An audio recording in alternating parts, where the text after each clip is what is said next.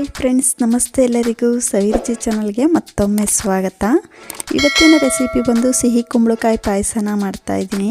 ಖಂಡಿತ ತುಂಬಾ ಟೇಸ್ಟಿಯಾಗಿರುತ್ತೆ ಫ್ರೆಂಡ್ಸ್. ಖಂಡಿತ ಒಂದ್ಸಲ ಟ್ರೈ ಮಾಡಿ ನೋಡಿ. ಹಾಗೂ ಇನ್ನು ಸವಿರುಚಿ ಚಾನಲ್ನ ಸಬ್ಸ್ಕ್ರೈಬ್ ಮಾಡದೆ ನೋಡ್ತಾ ಇದ್ರೆ ದಯವಿಟ್ಟು ಸಬ್ಸ್ಕ್ರೈಬ್ ಮಾಡ್ಕೊಂಡು ಕೂಡ ನೋಡಿ. ಪಕ್ಕದಲ್ಲಿರುವಂಥ ಬೆಲ್ ಬಟನ್ನ ಕ್ಲಿಕ್ ಮಾಡಿ. ಈಗ ಬನ್ನಿ, ತುಂಬ ಸುಲಭವಾಗಿ ತುಂಬ ಟೇಸ್ಟಿಯಾಗಿ ಈ ಸಿಹಿ ಕುಂಬಳಕಾಯಿ ಪಾಯಸನ ಯಾವ ರೀತಿ ಮಾಡ್ಕೊಳ್ಳೋದು ಅಂತ ನೋಡ್ಕೊಳ್ಳೋಣ. ಈಗ ನಾನು ಒಂದು ಅರ್ಧ ಭಾಗದಷ್ಟು ಸಿಹಿ ಕುಂಬಳಕಾಯಿನ ತೊಗೊಂಡಿದ್ದೀನಿ. ಈಗ ಕುಂಬಳಕಾಯಲ್ಲಿರುವ ಸಿಪ್ಪೆ ಹಾಗೂ ಬೀಜನೆಲ್ಲ ತೆಗೆದಿಟ್ಕೊಂಡು ಸ್ವಲ್ಪ ಚಿಕ್ಕ ಚಿಕ್ಕ ಪೀಸಾಗಿ ಕಟ್ ಮಾಡಿ ಇಟ್ಕೊಳ್ಬೇಕಾಗುತ್ತೆ.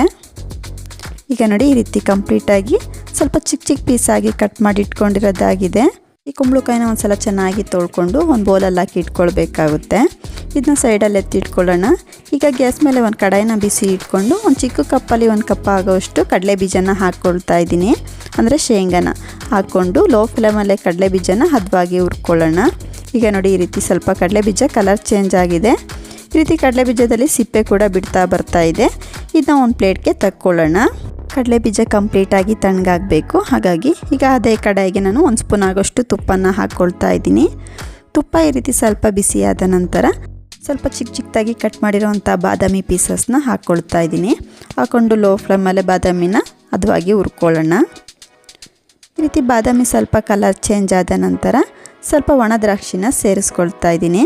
ಸೇರಿಸ್ಕೊಂಡು ದ್ರಾಕ್ಷಿನೂ ಕೂಡ ಸ್ವಲ್ಪ ಫ್ರೈ ಮಾಡ್ಕೊಳ್ಳೋಣ. ನೀವು ಇದ್ರ ಜೊತೆಗೆ ಸ್ವಲ್ಪ ಗೋಡಂಬಿನ ಸಹ ಸೇರಿಸ್ಕೊಳ್ಬೋದು. ಈ ರೀತಿ ಸ್ವಲ್ಪ ಫ್ರೈ ಮಾಡ್ಕೊಂಡ ನಂತರ ಇದನ್ನ ಒಂದು ಪ್ಲೇಟ್ಗೆ ತಕ್ಕೊಳ್ಳೋಣ. ತೆಗೆದಿಟ್ಕೊಂಡ ನಂತರ ಈಗ ಅದೇ ಕಡೆಗೆ ನಾನು ಆವಾಗಲೇ ಕಟ್ ಮಾಡಿ ಇಟ್ಕೊಂಡಿರೋಂಥ ಸಿಹಿ ಕುಂಬಳಕಾಯಿನ ಸೇರಿಸ್ಕೊಳ್ತಾ ಇದ್ದೀನಿ. ಈ ರೀತಿ ಕಂಪ್ಲೀಟಾಗಿ ಸೇರಿಸ್ಕೊಂಡು ಇದನ್ನ ಒಂದ್ಸಲ ತುಪ್ಪದಲ್ಲೇ ಚೆನ್ನಾಗಿ ಮಿಕ್ಸ್ ಮಾಡ್ಕೊಳ್ಳೋಣ. ಈ ರೀತಿ ಮಿಕ್ಸ್ ಮಾಡ್ಕೊಂಡ ನಂತರ ಈಗ ಕುಂಬಳಕಾಯಿ ಬೇಯಿಸ್ಕೊಳ್ಳೋದಕ್ಕೆ ಎಷ್ಟು ನೀರು ಬೇಕೋ ಅಷ್ಟು ಮಾತ್ರ ಸ್ವಲ್ಪ ನೀರನ್ನ ಹಾಕ್ಕೊಳ್ಬೇಕಾಗುತ್ತೆ. ಈ ಕುಂಬಳಕಾಯಲ್ಲಿ ನೀರಿನ ಅಂಶ ಇರೋದ್ರಿಂದ ನೀರು ಬಿಟ್ಕೊಳ್ಳುತ್ತೆ. ಹಾಗಾಗಿ ತುಂಬ ನೀರು ಹಾಕ್ಕೊಳ್ಬಾರ್ದು. ಈ ರೀತಿ ಸ್ವಲ್ಪ ನೀರನ್ನ ಸೇರಿಸ್ಕೊಂಡ ನಂತರ ಈಗ ಪ್ಲೇಟ್ ಮುಚ್ಚಿ ಕುಂಬಳಕಾಯಿನ ಚೆನ್ನಾಗಿ ಬೇಯಿಸ್ಕೊಳ್ಳೋಣ. ಅಷ್ಟರಲ್ಲಿ ಆವಾಗಲೇ ಹುರಿದಿಟ್ಕೊಂಡಿರೋಂಥ ಕಡಲೆ ಬೀಜನ ಈ ರೀತಿ ಸ್ವಲ್ಪ ಸಿಪ್ಪೆಯನ್ನು ತೆಗೆದು ಒಂದು ಚಿಕ್ಕ ಮಿಕ್ಸಿ ಜಾರ್ಗೆ ಹಾಕ್ಕೊಳ್ತಾ ಇದ್ದೀನಿ. ಸೇರಿಸ್ಕೊಂಡು ಇದನ್ನ ಸ್ವಲ್ಪ ತರತರಿಯಾಗಿ ಪೌಡ್ರ್ ಮಾಡ್ಕೊಂಡು ಬರೋಣ. ಈಗ ನೋಡಿ, ಈ ರೀತಿ ಸ್ವಲ್ಪ ತರತರಿಯಾಗಿ ಕಡಲೆ ಬೀಜನ ಪೌಡ್ರ್ ಮಾಡ್ಕೊಳ್ಬೇಕಾಗುತ್ತೆ. ನಾವು ಪಾಯಸ ತಿನ್ನುವಾಗ ಕಡಲೆ ಬೀಜ ಅಲ್ಲಲ್ಲೇ ಸ್ವಲ್ಪ ಸಿಗಬೇಕು, ಆ ರೀತಿ ಪೌಡ್ರ್ ಮಾಡ್ಕೊಳ್ಬೇಕಾಗುತ್ತೆ. ಇದನ್ನ ಒಂದು ಬೌಲ್ಗೆ ತಕ್ಕೊಳ್ಳೋಣ. ಈ ರೀತಿ ಕಂಪ್ಲೀಟಾಗಿ ಕಡಲೆ ಬೀಜ ಪೌಡ್ರನ್ನ ಒಂದು ಬೌಲ್ಗೆ ತಕ್ಕೊಂಡಿರೋದಾಗಿದೆ. ಈಗ ಅದೇ ಚಿಕ್ಕ ಮಿಕ್ಸಿ ಜಾರ್ಗೆ ನಾನು 1 ಕಪ್ ಆಗುವಷ್ಟು ಹಸಿ ತೆಂಗಿನಕಾಯಿನ ಹಾಕ್ಕೊಳ್ತಾ ಇದ್ದೀನಿ. ಹಾಗೆ ಸ್ವಲ್ಪ ಫ್ಲೇವರ್ಗೋಸ್ಕರ ಒಂದು 3 ಏಲಕ್ಕಿನ ಸೇರಿಸ್ಕೊಳ್ತಾ ಇದ್ದೀನಿ. ರುಬ್ಕೊಳ್ಳೋದಕ್ಕೆ ಎಷ್ಟು ನೀರು ಬೇಕೋ ಸ್ವಲ್ಪ ನೀರನ್ನ ಹಾಕ್ಕೊಂಡು ಇದನ್ನ ನುಣ್ಣಗೆ ರುಬ್ಕೊಂಡು ಬರೋಣ. ಈಗ ನೋಡಿ, ಕಂಪ್ಲೀಟಾಗಿ ಈ ರೀತಿ ನುಣ್ಣಗೆ ರುಬ್ಕೊಂಡಿರೋದಾಗಿದೆ. ನಾವು ತೆಂಗಿನಕಾಯಿನ ಈ ರೀತಿ ನುಣ್ಣಗೆ ರುಬ್ಬಿ ಹಾಕೋದ್ರಿಂದ ಪಾಯಸ ತುಂಬಾ ಟೇಸ್ಟಿಯಾಗಿ ಬರುತ್ತೆ. ನೀವು ಈ ರೀತಿ ತೆಂಗಿನಕಾಯಿನ ರುಬ್ಬಿ ಹಾಕ್ಕೊಳ್ಳಿಲ್ಲ ಅಂದ್ರೂ 1 ಕಪ್ ಆಗೋಷ್ಟು ಹಾಲನ್ನ ಹಾಕ್ಕೊಳ್ಬೋದು. ಮಾಮೂಲಿಯಾಗಿ ನಾವು ಕಾಫಿ ಟೀ ಮಾಡ್ತೀವಿ ನೋಡಿ, ಆ ಹಾಲನ್ನು ಕೂಡ ಹಾಕ್ಕೊಳ್ಬೋದು. ಈಗ ನೋಡಿ, ಒಂದು 10 ನಿಮಿಷ ಕುಂಬಳಕಾಯಿನ ಹದವಾಗಿ ಬೇಯಿಸ್ಕೊಂಡಿರೋದಾಗಿದೆ. ಕುಂಬಳಕಾಯಿನೂ ಕೂಡ ಈ ರೀತಿ ಸಾಫ್ಟಾಗಿ ಬೆಂದಿದೆ. ಈ ರೀತಿ ಒಂದು ಮಸ್ಸೆ ಕೋಲಿಂದ ಈಗ ನಾವು ಸಾಂಬಾರೆಲ್ಲ ಮಸೀತೀವಿ ನೋಡಿ, ಆ ರೀತಿ ಕುಂಬಳಕಾಯಿನ ಸ್ವಲ್ಪ ಈ ರೀತಿ ಸ್ಮ್ಯಾಶ್ ಮಾಡ್ಕೊಳ್ಬೇಕಾಗುತ್ತೆ. ನಾವು ಈ ಕುಂಬಳಕಾಯಿನ ತುಂಬ ನುಣ್ಣಗೂ ಮಸ್ಕೊಳ್ಬಾರ್ದು. ಕುಂಬಳಕಾಯಿ ಪೀಸಸ್ ನಾವು ಪಾಯಸ ತಿನ್ನುವಾಗ ಅಲ್ಲಲ್ಲೇ ಸಿಗಬೇಕು.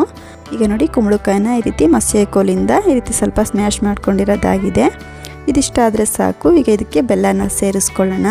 ನಾನು 1 ಕಪ್ ಆಗೋಷ್ಟು ಬೆಲ್ಲನ ಪುಡಿ ಮಾಡಿ ಹಾಕ್ಕೊಳ್ತಾ ಇದ್ದೀನಿ. ನಿಮಗೆ ಸ್ವೀಟ್ ಎಷ್ಟು ಬೇಕೋ ನೋಡಿ ಹಾಕ್ಕೊಳ್ಳಿ. ಈಗ ರುಬ್ಬಿಟ್ಕೊಂಡಿರೋಂಥ ಕಾಯಿ ರಸನ ಸೇರಿಸ್ಕೊಳ್ತಾ ಇದ್ದೀನಿ. ಹಾಗೆ ಸ್ವಲ್ಪ ಮಿಕ್ಸಿ ಜಾರ್ಗೆ ನೀರನ್ನ ಕೂಡ ಹಾಕ್ಕೊಂಡು ಸೇರಿಸ್ಕೊಳ್ತಾ ಇದ್ದೀನಿ. ನಿಮಗೆ ಪಾಯಸ ಸ್ವಲ್ಪ ತೆಳುವಾಗಬೇಕೋ ಗಟ್ಟಿಯಾಗಬೇಕೋ ನೋಡಿ ನೀರನ್ನ ಹಾಕ್ಕೊಳ್ಬೋದು. ನಾನಿಲ್ಲಿ ಪಾಯಸನ ಸ್ವಲ್ಪ ಮೀಡಿಯಮ್ ಆಗಿ ಮಾಡ್ಕೊಳ್ತಾ ಇದ್ದೀನಿ. ಈ ರೀತಿ ಒಂದ್ಸಲ ಚೆನ್ನಾಗಿ ಮಿಕ್ಸ್ ಮಾಡ್ಕೊಂಡ ನಂತರ ಈಗ ಬೆಲ್ಲ ಚೆನ್ನಾಗಿ ಕರಗಬೇಕು. ಹಾಗೆ ನಾವು ಹಸಿ ತೆಂಗಿನಕಾಯಿನ ಹಾಕಿರೋದ್ರಿಂದ ಒಂದು 5 ನಿಮಿಷ ಕುದಿಸ್ಕೊಳ್ಳೋಣ.